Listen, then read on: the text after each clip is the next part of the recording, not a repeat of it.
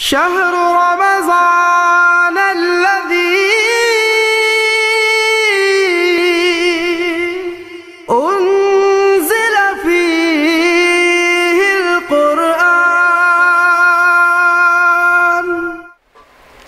Assalamualaikum warahmatullahi wabarakatuh. Alhamdulillahi rabbil alamin. Qala Allahu ta'ala fi kitabil karim, a'udzu billahi minasyaitonir rajim. Ya ayyuhalladzina amanu kutiba alaikumusiyam kama kutiba alal ladzina min qablikum la'allakum tattaqun. Shadaqallahul azim. Jamaah salat Isya yang dicintai oleh Allah, kita bersyukur kepada Allah bahwa Allah memberikan kekuatan kita. Tidak ada keindahan hidup yang lebih indah dari indahnya kita ketika bersujud dan beribadah kepada Allah Subhanahu wa ta'ala. Jamaah sekalian, saya malam ini menceritakan tentang ibunya Nabi Musa alaihissalam. Sang bundanya Nabi Musa alaihissalam, waktu itu ada aturan baru dari pemerintahan PP, peraturan pemerintahan ya, dari kerajaan Fir'aun, yang dibuat undang-undang bahwa tidak boleh ada anak laki-laki yang lahir dari Bani Israel. Maka siapapun laki-laki yang lahir dari Bani Israel dibunuh. Ada yang disembelih, ada yang ditenggelamkan, dilempar ke sungai, dikubur hidup-hidup. Yang paling ngeri adalah bayi-bayi yang lahir itu ada sebagian yang dipakai untuk makanan binatang buasnya kerajaan Fir'aun, singa ya, kemudian harimau dan sebagainya di dalam istana kerajaan. Jamaah sekalian, beberapa tahun kemudian komunitas laki-laki berkurang. Beberapa pekerjaan yang harusnya orang laki-laki menjadi kurang orang-orangnya.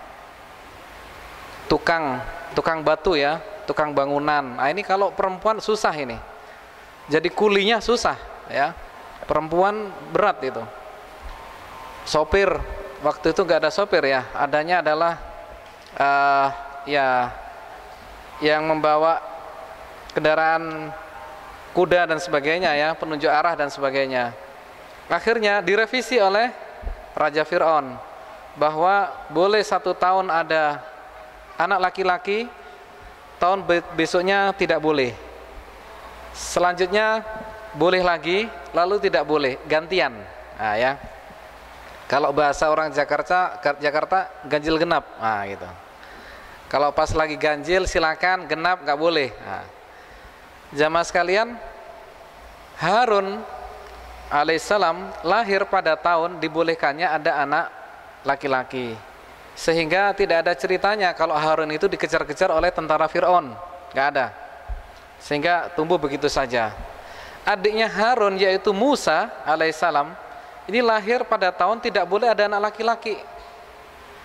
Maka sang bunda bingung waktu itu, ini bagaimana ini? Ini tahun ini nggak boleh ada anak laki-laki, ini lahir ya. Maka jamaah sekalian, surat Toha ayat 38, a'udzubillahi minasyaitonirrajim, id auhayna ila ummika ma yuha anikdhifihi fitabut fakdhifihi fil yam ila akhiril ayat. Ketika kami wahyukan kepada ibumu wahai Musa. Jadi Allah berikan wahyu kepada ibunya Nabi Musa dalam sebuah mimpinya, diperintahkan untuk meletakkan di dalam sebuah tabut, yaitu kotak keranjang ya. Ya, fakdhifihi fitabut fakdhifil yam, anikdhifihi fitabut fakdhifil yam. Lalu letakkan di dalam sungai. Jamaah sekalian, mungkin ini perintah yang kurang logis ya bagi kita semuanya. Tapi kalau Allah yang memerintahkan tidak harus logis ya kan? Karena kalau Allah sudah memerintahkan A, wallahu qadirun ala kulli syai. Allah qadir, mampu atas segala sesuatu. Fa'alul lima yurid, berkehendak atas apapun. Banyak sesuatu yang memang sulit untuk kita bayangkan, tetapi kalau Allah sudah melakukan, jalan itu sudah ya. Misalkan bayi yang lahir tanpa ayah, Isa alaihissalam, ya. Atau lagi ada bayi yang lainnya, ya, yang tanpa ayah tanpa ibu, Adam alaihissalam, ya. Atau ada binatang yang tidak melalui sebuah proses kelahiran, tapi dari batu, yaitu untanya Nabi Soleh. Dari batu langsung jadi unta. Kalau Allah sudah kun fayakun, jadi sudah. Maka tidak harus sesuatu itu logis, karena logika kita punya banyak keterbatasan, banyak hal yang kita tidak mampu. Jemaah sekalian, dia tanyakan kepada orang-orang pandai ketika itu. Akhirnya orang-orang pandai di sana Bani Israel mengatakan, sudahlah, kalau itu adalah sebuah anjuran dan yakin wahyu dari Allah, laksanakan, gitu ya.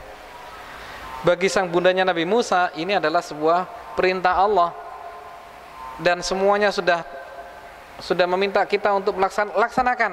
Akhirnya benar jemaah sekalian, dilaksanakan oleh ibunya Nabi Musa, diletakkan di sebuah sungai Nil, ya. Padahal sungai Nil itu sampai sekarang masih ganas, ya. Itu buayanya masih ada, ya. Dan ya secara logika mungkin anak ini gak jelas ini nanti bisa tenggelam, bisa dimakan oleh buaya, bisa oleh kuda Nil kali, ya, atau yang lainnya. Lantas ini adalah rencana Allah kepada Musa alaihissalam. Bagaimana Allah memberikan sebuah rencana yang baik bagi siapapun yang taat kepada Allah. Yang tadinya ditaruh di sungai Nil, jamaah sekalian, dijauhkan dari Fir'aun, ternyata masuk dalam sebuah cabang anak sungai yang itu masuk ke tempat pemandiannya kerajaan Fir'aun. Yang tadinya mau dijauhkan malah mendekat ke kerajaan, jamaah sekalian. Begitu ketahuan, diambil oleh para dayang-dayang, diserahkan kepada istrinya Raja Fir'aun. Dengan izin Allah, istrinya Raja Fir'aun itu waktu itu belum punya anak. Begitu melihat bayi kecil mungil ini, bahagianya luar biasa. Maka dia sampaikan pada Fir'aun, ya Azizi, ini bahasanya kepada Fir'aun waktu itu, ya Azizi, wahai tuanku, qurratu ainin li walak. Ini bahasa dia dalam Al-Quran, ya. Ini adalah penyejuk mataku dan matamu, wahai Fir'aun. Apa kata Fir'aun waktu itu? Laki lalia, penyejuk mata kamu tapi saya tidak, gitu. Jadi sejak awal Fir'aun tuh nggak mau tadinya adanya bayi. Dia orangnya logis, Fir'aun itu. Ini tahun tidak boleh ada anak laki-laki. Kenapa ada anak laki-laki masuk ke dalam istana? Nanti saya bunuh dia ini. Nah, gitu kira-kira rencana Fir'aun itu akan membunuh si anak kecil ini. Jamaah sekalian, akhirnya karena sayangnya kepada sang istri Siti Asia, maka dipersilakan si bayi ini untuk hidup di istana. Yang tadinya hidup di pinggir sungai, rumahnya sangat sempit, sekarang ini Musa berada di dalam sebuah istana, menjadi bayi kerajaan. Masya Allah, ya. Ini karena ibunya kenapa? Ikuti aturan Allah. Barang siapa yang ikut aturan Allah, pasti tidak akan nyesel dalam hidupnya. Sebagaimana ibunya Musa alaihissalam. Hari pertama di dalam istana, bayi nangis, nggak berhenti. Kenapa? Karena nggak mau nenen. Dicoba ini siapa nih seistana ini? Nenen siapa ini? Menyusu, ya. Nggak ada satupun yang mau bayi ini. Akhirnya dibuatlah sebuah audisi. Nah, bahasa anak-anak milenial, Pak, ya. Bahasa anak milenial yang muda-muda itu namanya audisi, Pak. Audisi menyusui untuk bayi kerajaan. Wah, ditempel sana, pengumuman sana sini. Emak-emak pada datang itu, senang, ya. Wah, coba masuk istana kerajaan Fir'aun. Sekali-kalilah masuk kerajaan Fir'aun, masuk istana. Seperti Anda kalau di istana negara kan, wah, kan luar biasa itu, sudah kayak pakaiannya sudah rapinya luar biasa. Emak-emak ketika itu masuk istananya Fir'aun, wah, sudah ngantri jamaah sekalian di istananya Raja Fir'aun. Dan di sana, ya, satu persatu ternyata gagal. Di antara deretan ini tadi jamaah sekalian, ini ada seorang perempuan masih muda di belakang. Kalau bahasa anak muda sekarang namanya ABG gitu ya. Dicegat oleh penjaga. Loh, ini belum emak-emak ini. Belum bisa menyusui, kok mau ikut audisi? Nah, ya. Maka anak perempuan muda itu mengatakan, saya nggak bisa menyusui, tapi maukah kamu aku tunjukkan orang yang bisa menyusui bayi kerajaan? Akhirnya debat, Pak. Dan sedikit agak lama akhirnya dibolehkan. Ya sudahlah, belakang sendiri. Kalau semuanya gagal silakan maju. Nah, gitu ya. Sampai terjadi semuanya gagal kecuali anak ini. Ketemu dengan Siti Asia. Sama Siti Asia melihat, loh, ini kok bukan emak-emak ya. Mana bisa menyusui bayi. Maka anak perempuan itu adalah kakak kandungnya Musa alaihissalam. Ya, yang tadinya sudah disuruh oleh sang ibunya, tolong Anda lihat ini keranjang ini, Anda lihat peti ini kemana, Anda kuntiti sampai di mana. Nah, akhirnya sampai ke istana dan dia ikut di belakangnya. Maka kakaknya Musa yang perempuan ini mengatakan, saya bisa menunjukkan, maukah kamu aku tunjukkan orang yang bisa menyusui bayi kerajaan. Siti Asia melihat kanan kiri, ini emak-emak sudah pada gagal semua ini. Ya panggil sekarang gitu. Berangkatnya si anak perempuan ini ke rumah, ngetok pintu, mak, ini Musa, adik ada di istana kerajaan, nangis, belum nenen, nggak ada yang bisa memberikan nenen, emak harus sekarang ke sana, gitu ya. Maka emak kaget juga, loh iya kok bisa ke sana? Betul mak, nggak salah, itu adalah adik gitu ya, diyakinkan oleh sang kakak perempuannya ini. Akhirnya benar, emaknya berangkat ke istana, ya melesat gitu ya, sampai di istana. Jemaah sekalian, yang namanya ibu ketemu anak gitu Pak ya, Anda bisa bayangkan ya, anak ketemu dengan ibunya, ya seperti kunci ketemu dengan tempatnya kan begitu, ya klik yes, nah gitu bahasa anak muda kita kan. Akhirnya ya jalan, ya, menyusui kepada ibunya. Apa kata Siti Asia? Dia mengatakan, wahai ibunda, Anda berhak mendapatkan kepingan emas yang banyak, dan Anda boleh tinggal di istana. Suami Anda silakan tinggal di istana, dan keluarga Anda juga silakan tinggal di istana.